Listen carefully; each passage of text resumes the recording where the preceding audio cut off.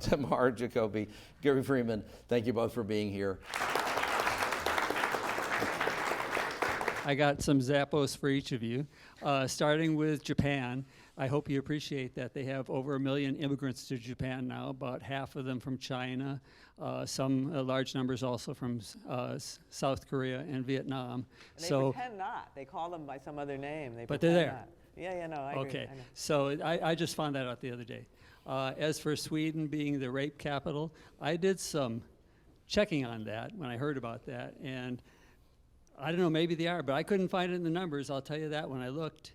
And back to Paris and Banlieues and all, do recall that there was a civil war in Algeria, roughly at 1960, and many Algerians sided with the French, and it's quite reasonable that France took them in as France lost. So I think, I don't have a problem with the fact that France took so many of them in, and now they're a problem, I understand, but still, I think you have to stand by people who stood by you. Sure.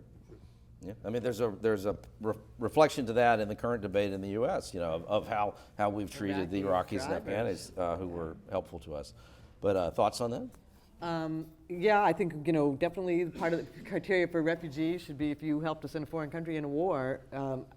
I think we should be nice to you, no question. But again, I guess sort of go back to I think the European comparison is really misleading. There's so many differences. It is troubling in some European countries, but I think there's no reason to think that's what's going to happen here. Well, the idea of providing a refuge for people who work for us is absolutely important and good.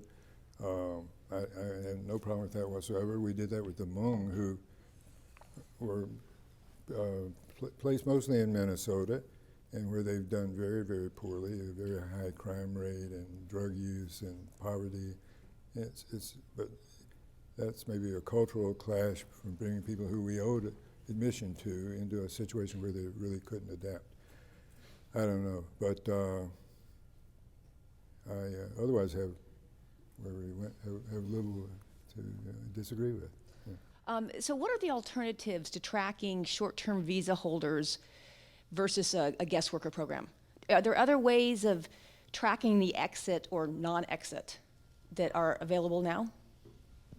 So, for example, students, I'm not sure what you're asking. Students, for example, come, and foreign students, and when they get to their college, they have to go on an electronic system and say, I'm here, and the college has to say they're here, and if they drop out, the college has to tell the government, and if they leave the country, they're supposed to tell the government. It doesn't work perfectly, but in the day and age when FedEx can track a package, you can find out where your FedEx package is right now, anywhere, and everybody's connected.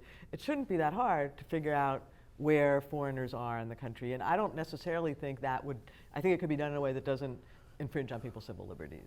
So how would that work? So you come in on a tourist visa or a short-term? Well, a tourist visa, you say you're going to leave at a certain time. So they know if you haven't checked out. Yeah. Yeah. And then how do they? And then they can find. Well, then the challenge is, are they going to go look for everyone who doesn't check out? And they're probably not going to look for everyone. But if they looked, it's as with any kind of criminal justice enforcement, you look for some, and that deters others. I would just say that the single most concentrated group of Americans who resent having to, on behalf of immigrants, resent people tracking them and so forth, and resent the extra work burden that is placed on them is American universities, the administrators and the professors in the American universities who resist this. And the story I told about the hostage crisis in Iran and then the 9/11, the universities still had not moved on this, many of them. And I have students, foreign students, who sort of disappear. And when I try to reach the administration to find out where they might be, they don't know. Yeah. So I think you got to have a commitment to it. And universities are they're filled with very liberal, very well-meaning, but not very strict administrators, I would say. But here's a counter story to that. So E-Verify is the way that employers might, when it works, when everybody does it, can check whether the people that are working for them are legal or not.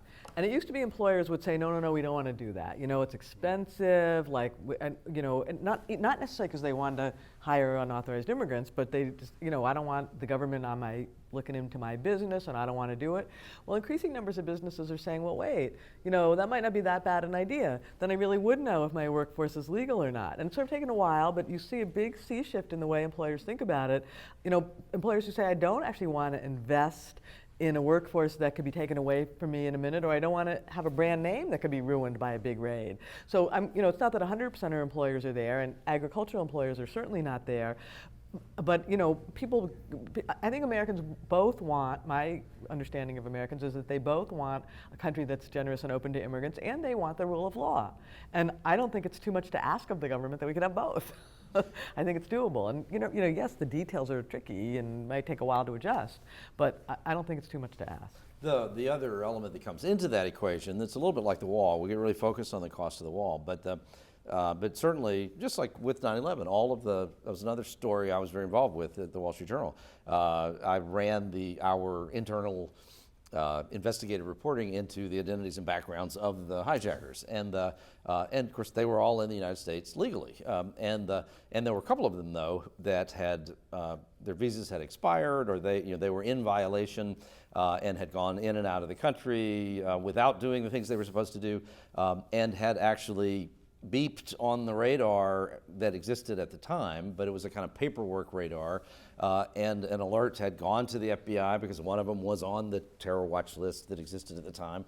But in the end, it was all too cumbersome, and the dots could never be connected, and that was part of why one group, there were three groups, and one of the groups probably would have been disrupted if the system had worked better. Well, now that system would work much, much, much better. Yeah. And this idea that you come in the country and you're scanned when you come in, and you scan when you go out. And so in the system somewhere, a list can be generated that says, okay, here are all the people who in the country on expired visas.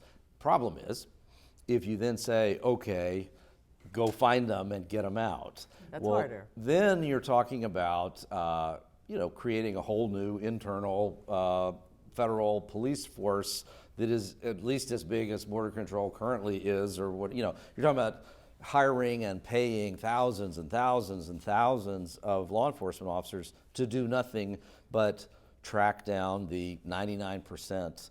99.9% of these people are just tourists or students or whatever. So you then been again investing a gigantic amount of money in finding people who actually mostly aren't doing anything bad.